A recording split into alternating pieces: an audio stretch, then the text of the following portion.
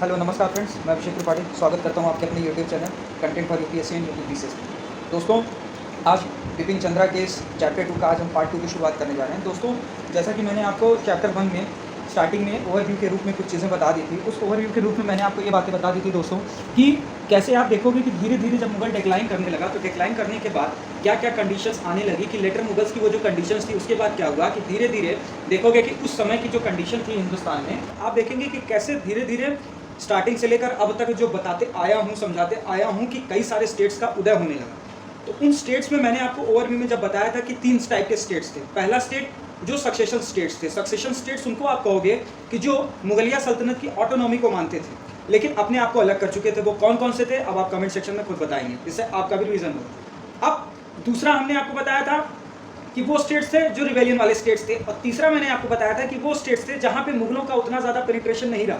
तो इस वाले पार्ट में हम उन स्टेट्स को डिस्कस करेंगे जहाँ पे मुगलों का ज़्यादा पेनिट्रेशन नहीं रहा। तो उसमें 2 स्टेट्स आते हैं। बिपिन चंद्रा सर 2 स्टेट्स के बारे में बताते हैं, एक मैसूर के बारे में, एक केरला के बारे में। तो यहाँ पे बेसिकली दोस्तों हम मैसूर को देखेंगे और केरला को देखेंगे। तो मैसूर और केरला में अगर आप देखते हो तो शुरुआत हम केरला से करेंगे। तो बेसिकली दोस्तों क्या हुआ कि गूगल पे मैंने बहुत ट्राई किया तो मुझे ढंग का एक अच्छा मैप न मिला समझने के लिए। केरला की कंडीशन को समझने के लिए 18वीं शताब्दी में आपको मैप को समझना पड़ेगा। बेसिकली क्या था दोस्तों कि केरला जो था वो फ्यूडिटरीज में बटा था। फ्यूडिटरीज इन द सेंस कहिए कि केरला सामंत व्यवस्था का आपको यहाँ पे देखने को मिलेगा। आप एंशियंट, हालांकि अब थोड़ा सा मैं मॉडर्न से जाता हूँ, आप केरला की हिस्ट्री के बारे में आप देखोगे तो जब संगम एज की शुरुआत होती है एंशियंट इंडिया में, तो कभी केरला पे चेरा राज किया करते थे। तो धीरे धीरे जब मॉडर्न की कंडीशन आएगी तो देखोगे कि यही जो था वो फ्यूडिटरी में चेंज हो गया। उस फ्यूडिटरी में आप देखोगे दोस्तों कि बेसिकली जो थे केरला, ये स्टेट आप देख रहे हो। हालांकि दोस्तों मैंने थोड़ा सा ये केरला इसलिए बड़ा ड्रॉ किया है ताकि आपको समझ में आ सके। तो आप फ्यूडिटरी के स्टेट्स में देखोगे दोस्तों कि केरला की क्या कंडीशन है कि केरला बेसिकली 4 स्टेट्स में डिवाइड था। केरला सबसे पहले चिराकल में डिवाइड था। चिराकल बेसिकली आपको आज कन्नौज डिस्ट्रिक्ट में मिलेगा। उसके बाद आप दूसरा देखोगे कालीकट में डिवाइड था। उसके बाद आप देखोगे कोचीन में, और तीसरा त्रवणकोर। ये 4 स्टेट्स ऐसे थे केरला के फ्यूडिटरी जो केरला के सामंत थे। इनके तहत त्रवणकोर मतलब केरला पूरा डिवाइड था। अब आप दोस्तों थोड़ा सा कुछ चीज़ों को समझने की कोशिश करिए कि जो केरला की कंडीशन है इस मैप में, आप देखोगे कि यहाँ पे सबसे नीचे आपको त्रवणकोर नजर आ रहा है। त्रवणकोर बेसिकली आज का आपको तिरुवनंतपुरम जो डिस्ट्रिक्ट है केरला का, वहाँ आपको ये चीज़ दिखाई देगी। आप देखोगे दोस्तों कि यहाँ पे 2 पोर्ट्स आपको नजर आ रहे हैं, एक ये कोचीन हो गया और तीसरा कालीकट। अब क्या था दोस्तों कि इन चारों में स्टेट्स में ये जो त्रवणकोर के राजा थे मार्तंड वर्मा, ये सबसे ज़्यादा पावरफुल थे। सबसे ज़्यादा पावरफुल आप कह सकते हो कि इनकी जो इंटेलिजेंस स्ट्रेंथ थी वो इतनी ज़्यादा थी कि इसके तहत आप देखोगे कि ये अपने स्टेट्स का एक्सपेंशन करते हैं। अपने स्टेट्स का एक्सपेंशन करने का मतलब समझोगे कि इनका जो एक्सपेंशन रहता है वो कन्याकुमारी से लेके कालीकट तक रहता है। तो अब आप सोच सकते हो कि बेसिकली क्या कंडीशन थी। आप ये भी त्रवणकोर के राजा के बारे में देखोगे कि इनका जो एक्सपेंशन हुआ वो त्रवणकोर का कन्याकुमारी से लेके बेसिकली कालीकट तक हुआ। और आप देखोगे कि इस एक्सपेंशन के दौरान, हालांकि एक्सपेंशन तो काफ़ी बाद में हुआ था, इस एक्सपेंशन के दौरान देखोगे 1498 में, हालांकि इस चैप्टर में डिस्कस नहीं पर मैं आपको बता देता हूँ, 1498 में आगे वाले चैप्टर्स में आपको मिलेगा कि 1498 में धीरे धीरे यूरोपियंस का आगमन शुरू हो गया। वास्को डी गामा खोज करने निकल पड़ा। तो आप देखोगे कि धीरे धीरे वास्को डी गामा पोर्चुगीज थे बेसिकली। आप देखोगे कि धीरे धीरे जो थी डच में बेसिकली क्या था दोस्तों कि आप देखोगे कि डच के साथ इनका फाइट होता है मार्तंड वर्मन का। मार्तंड वर्मन का जो त्रवणकोर के राजा रहते हैं, इनके साथ इनका जो फाइट होता है वो बेसिकली क्यूलॉन पे होता है। ये जो क्यूलॉन आप मैप देख रहे हो ना, हालांकि ये मैप बेस्ड है दोस्तों, इसको याद रखिएगा। क्यूलॉन की जो लोकेशन है आपको यहाँ पे मिलेगी, कोचिन के ठीक नीचे। तो इनसे इनकी फाइट होती है। आप देखोगे कि त्रवणकोर के राजा की इनसे जब फाइट होती है तो यहाँ पे भी इनको टॉपल करके हटा देते हैं। तो बेसिकली वही जो मैंने आपको स्टार्टिंग में बता दिया कि इनका जो एक्सपेंशन रहता है ना त्रवणकोर का, कन्याकुमारी से लेके बेसिकली कालीकट तक रहता है। ठीक है दोस्तों, तो यही था। अब आगे की कहानी को डिस्कस करते हैं। तो दोस्तों आगे की कहानी अब आप ये देखेंगे कि अभी तक मैंने आपको मैप बेस्ड बातें की थी। अब दोस्तों मैं यहाँ पे आपको त्रवणकोर के राजा मार्तंड वर्मन के बारे में कुछ बातें बताऊँगा। त्रवणकोर के राजा मार्तंड वर्मन के बारे में यहाँ पे बिपिन चंद्रा साहब लिखते हैं कि बेसिकली मार्तंड वर्मन जो थे, इन्होंने अपने कार्यकाल के दौरान आप देखोगे कि काफ़ी बड़ी बड़ी रोड्स बनाई, कैनाल्स बनाए, और तो और देखोगे कि फॉरेन ट्रेड के लिए काफ़ी इंकरेज किया। आखिर केरला के पास तो पोर्ट्स बहुत सारे थे ना, कालीकट पे ही तो वास्को डी गामा आए थे, पोर्चुगीज़ आए थे। आपको नहीं पता हो, अगर पता हो तो अच्छी बात है, ना पता हो तो मैं आगे बताऊँगा। केरला में तो वैसे भी बहुत सारे पोर्ट्स थे। तो आप देखोगे दोस्तों कि बेसिकली क्या होता है कि इनके बारे में, मार्तंडवर्मन के बारे में कहा जाता है कि मार्तंडवर्मन अपने कार्यकाल के दौरान बहुत सारे फॉरेन ट्रेड को प्रमोट करते हैं। फॉरेन ट्रेड को प्रमोट करने के साथ साथ आप देखोगे दोस्तों कि जब आपको मैं मैप सेक्शन बता रहा था, तो मैप सेक्शन में मैंने आपको बताया था ना कि बेसिकली इनका डच के साथ फाइट चलता है। डच के साथ फाइट में देखोगे दोस्तों कि जब डच के साथ इनकी फाइट चलती है ना, तो इनको उस दौरान ये अपने आप को काफ़ी मतलब हाईली मिलिटराइज करने की कोशिश करते हैं। Highly militarise in the sense आप देखोगे कि वेस्टर्न सिविलाइजेशन के तहत, सिविलाइजेशन सॉरी गलत वर्ड बोल दिया, माफ़ी चाहते हैं दोस्तों, मतलब वेस्टर्न टेक्निक्स अपनी आर्मी को इतनी बेहतर मिलिटराइज करते हैं कि काफ़ी सारे मतलब यूरोपियन टेक्निक्स से अपनी आर्मी को बेहतर ढंग से कह सकते हैं, इन द सेंस कि काफ़ी अच्छा इन्होंने जो था अपने कार्यकाल के दौरान देखोगे कि एक मॉडर्न आर्सेनल बनाया था। मॉडर्न आर्सेनल कहने की कोशिश करोगे कि बारूद खाना इन द सेंस समझने की कोशिश करिए कि हथियारों का गोडाउन आप समझ सकते हैं ना। तो बस ऐसे ही था कि मतलब काफ़ी अच्छा खासा इन्होंने अपनी आर्मी को भी मिलिटराइज किया। अच्छा दोस्तों, एक चीज़ समझने की कोशिश करिए कि ये आर्मी का जो मिलिटराइज आर्मी जो थोड़ी थोड़ी यूरोपियंस की तरह मतलब मॉडर्न बनने लगी थी, ये कब से उभर के आई? ये किताबों में नहीं लिखी है, पर ये आप थोड़ा सा दिमाग पे जोर देने की कोशिश करिए। देखिए, हिस्ट्री डीप ऑर्डर थिंकिंग की चीज़ें हैं। डीप ऑर्डर की थिंकिंग में चीज़ों को समझने की कोशिश करिए कि आपको समझ में आएगा कि धीरे धीरे जब यूरोपियंस इंडिया पे आ गए थे, हिंदुस्तान में आ गए थे, तब लोग और सारी चीज़ों को देखने लगे। अभी तक तो क्या था कि मुग़ल का कैनन ही चल रहा था, मुग़ल्स कैनन, बाबर मस्केट हथियार लेकर आया था। तो धीरे धीरे आप देखोगे कि ये नए सारे जो हथियार के टेक्निक्स थे ना, ये यूरोपियंस के साथ ही आए थे। ठीक है दोस्तों, तो ये कहानी यहाँ पे शुरू हुई, मतलब यहाँ तक थी। अब इसके बाद आप देखोगे कि बेसिकली क्या था दोस्तों कि लास्ट में 1766 में 1767 में आप देखोगे कि एक कंडीशन क्रिएट होती है कि हैदर अली जो रहते हैं, हैदर अली बेसिकली मैसूर में राज किया करते थे। मैसूर आज का कर्नाटका स्टेट में आता है। तो हैदर अली जो रहते हैं वो 1766 में 1767 में केरला का जो कोच्चिन वाला पोर्ट था, मैंने आपको दिखाया था कि नहीं दिखाया था? दिखाया होगा, याद करिए, और ना दिखाया हो तो पहले आके मैप देखिए। तो कोच्चिन वाले पोर्ट को एनेक्स कर लेते हैं। और बेसिकली ये जो कोच्चिन था ना दोस्तों, ये वहाँ पे जेमोरिन नाम के किंग हुआ करते थे, ये उनकी टेरिटरी हुआ करती थी। मतलब आपको इस केरला वाले पार्ट में दो किंग्स के नाम पता चलेंगे, एक जेमोरिन और दूसरा त्रवणकोर। त्रवणकोर में मार्तंडवर्मन का राज था। मार्तंडवर्मन बेसिकली उनके बारे में आपको क्या ही बताया, मैंने शुरू से बताया कि कन्याकुमारी से लेकर क्यूलॉन तक उनका एक्सपेंशन हुआ। और इसके बारे में, उनके बारे में मैंने ये भी बताया कि रोड उन्होंने बनाया, बेहतरीन कैनाल्स बनाए, अपनी आर्मी को काफ़ी मतलब यूरोपियंस की तरह मिलिटराइज करने की कोशिश की। तो यहाँ तक कहानी हुई। अब इसके बाद थोड़ा सा हम दोस्तों केरला के बारे में देखेंगे।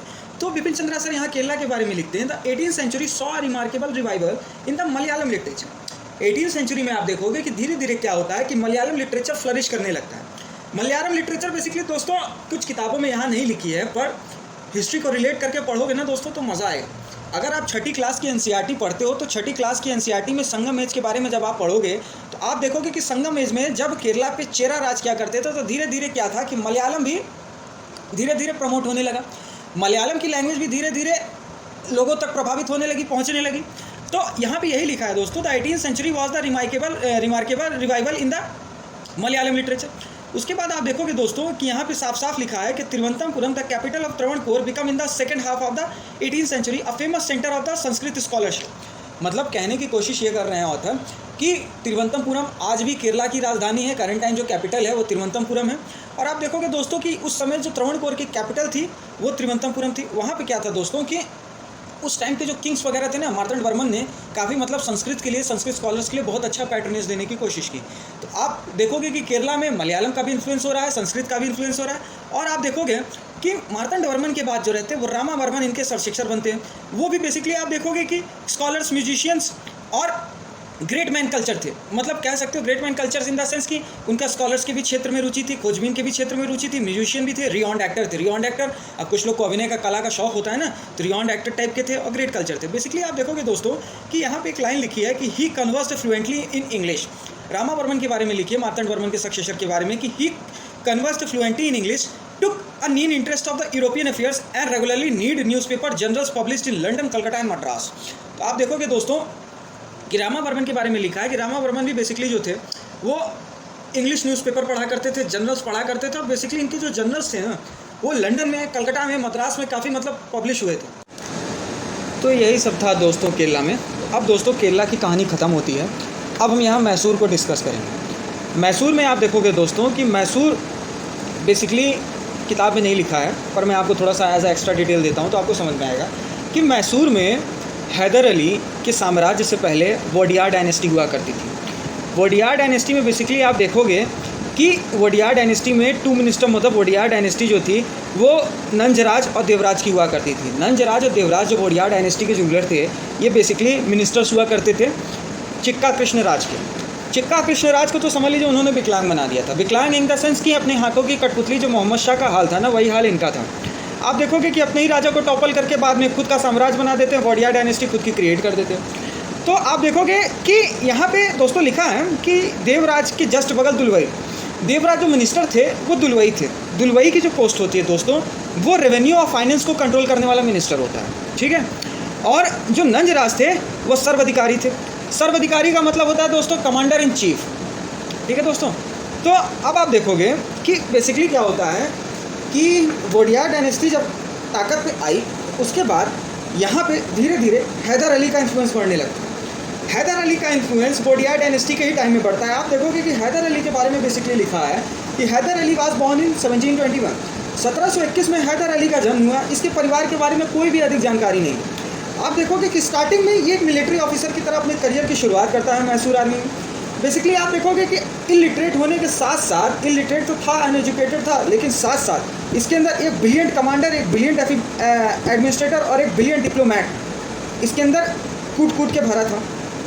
मतलब भले के पढ़ा लिखा नहीं था, लेकिन एक ब्रिलियंट कमांडर था, एक अच्छा मतलब डिप्लोमैट था। आप यही देखोगे कि जब वोडियार डायनेस्टी राज कर रही थी, तो उस टाइम हैदर अली का मतलब कह सकते हो कि कई सारी अपॉर्चुनिटीज़ इसको मिली वॉर्स के दौरान। भाई होता क्या था कि मान के चलिए लगभग 20 साल हैदर अली जो था वो वॉर्स में इन्वॉल्व था। तो वॉर्स में इन्वॉल्व होने के साथ साथ आप देखोगे कि मैसूर की आर्मी में धीरे धीरे इसको एक हाईएस्ट अपॉर्चुनिटी मिलती है।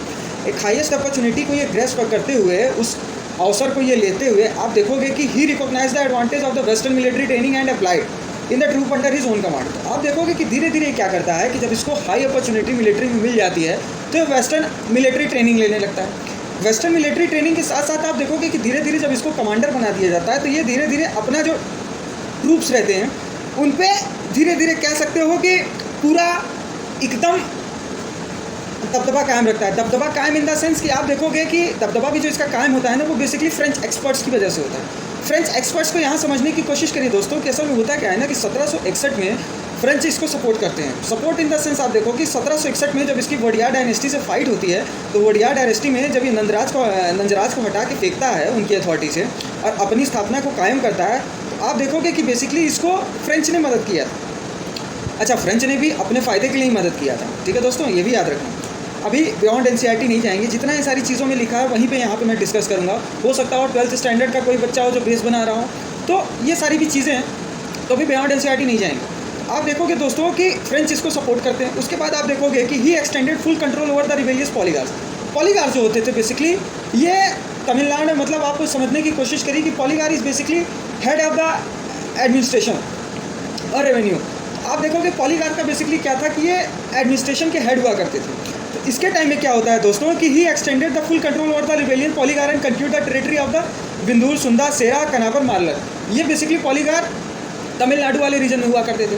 तो ये पॉलीगार्स में उस समय क्या होता है दोस्तों कि तमिलनाडु वाले रीजन में जब रिबेलियंस चल रहे थे पॉलीगार्स के, तो ये वहाँ पे जाता है, पॉलीगार्स के रिबेलियंस को दबाता है। और साथ ही आप देखोगे कि ये मलाबार का कोस्ट भी कब्जा कर लेता है। मलाबार का कोस्ट बेसिकली इसलिए कब्जा किया क्योंकि मलाबार का कोस्ट कब्जा कर लेता तो इंडियन ओशियन के साथ इसके ट्रेड के रास्ते खुल जाते। तो जो इसका डिज़ायर था ना दोस्तों मलाबार के कोस्ट पे कब्जा करने का, वो बेसिकली यही था कि इंडियन का ओशियन का दरबार इसके लिए खुल जाए भाई, ताकि ट्रेड कर सके। उसके बाद आप देखोगे दोस्तों कि स्टार्टिंग में क्या होता है कि इसके बारे में लिखा है कि स्टार्टिंग में जब इसका इस्टेब्लिशमेंट होता है ना पावर का, तो इसका जो कॉन्फ्लिक्ट रहता है वो मराठा निज़ाम और ब्रिटिश के साथ चलता है। यही कारण है दोस्तों कि देखोगे कि जो एंग्लो मैसूर वॉर होते हैं ना, इसमें ब्रिटिश के अलावा और भी कई लोग पार्टिसिपेट करते हैं इन मैसूर को हराने के लिए, ठीक है दोस्तों। तो याद रखना, जो स्टार्टिंग से कहते आ रहे हैं ना कि गद्दी ही सब कुछ होती है, तो बस ये सब अपनी डोमिनेंस के लिए आपस में लड़ते थे।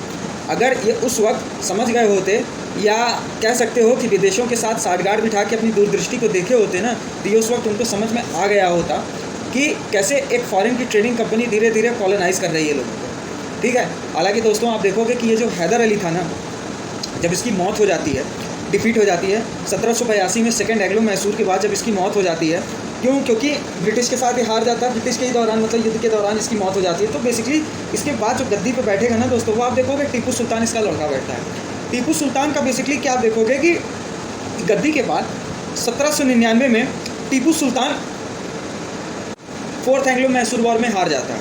1799 में टीपू सुल्तान की मौत के बाद आप देखोगे, मरने के बाद ये पूरा जो मैसूर वाला किंगडम था ना, ये टोटल ब्रिटिश के अंदर चला जाता है। तो अब दोस्तों यहाँ पे थोड़ा सा टीपू सुल्तान के कार्यकाल के बारे में समझेंगे।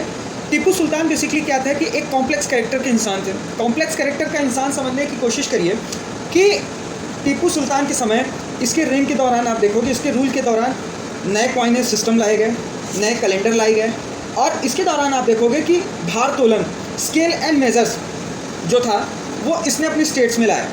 आप देखोगे दोस्तों कि इसको पढ़ाई लिखाई का बहुत शौक था। पढ़ाई लिखाई का शौक इन द सेंस आप कहने की कोशिश करोगे कि his personal library content books on which diverse subject as the religion, historian, military science and medicine and the mathematics. मतलब इन द सेंस कि एजुकेशन के फील्ड में आप देखोगे कि धर्म के साथ साथ इतिहास, सैन्य विषय और साथ ही गणित में भी इसकी एक अधिक रुचि थी। आप देखोगे कि फ्रेंच रिवॉल्यूशन से ये थोड़ा सा मोटिवेट इन द सेंस कि बहुत ज़्यादा इंटरेस्ट रखता था। एक चीज़ याद रखना दोस्तों कि फ्रेंच रिवॉल्यूशन ने हिंदुस्तान को राह दिखाई थी। राह दिखाने का इन द सेंस आप समझने की कोशिश करिए कि धीरे धीरे आपको जैसे समझ में आएगा ना, धीरे धीरे आप जैसे स्वराज के बारे में पढ़ते चलोगे, आपको दो नाम इंपॉर्टेंट निकल के आएंगे, एक नेताजी सुभाष चंद्र बोस और दूसरा पंडित जवाहरलाल नेहरू। तो ये दोनों भी जो थे ना, वो धीरे धीरे जो विदेशों में रिवॉल्यूशन चल रहे थे ना, उसमें जो फ्रेंच रिवॉल्यूशन था ना, कुछ ज़्यादा ही ये प्रभावित हुए थे। ठीक है दोस्तों, तो आप खैर ये सारी बातें आगे आएंगी, धीरे धीरे इन सारी चीज़ों को डिस्कस करेंगे। आप देखोगे दोस्तों कि एक जगह है मैसूर में सेरीपट्टनम में basically he planted a tree of liberty and become the member of Jacobin club. Jacobin club basically आप दोस्तों ये फ्रांस में हुआ करता था।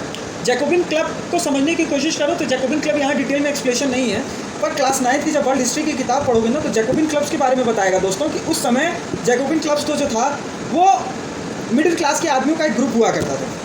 ठीक है दोस्तों, तो उसी जैकोबिन क्लब को इसने ज्वाइन किया था।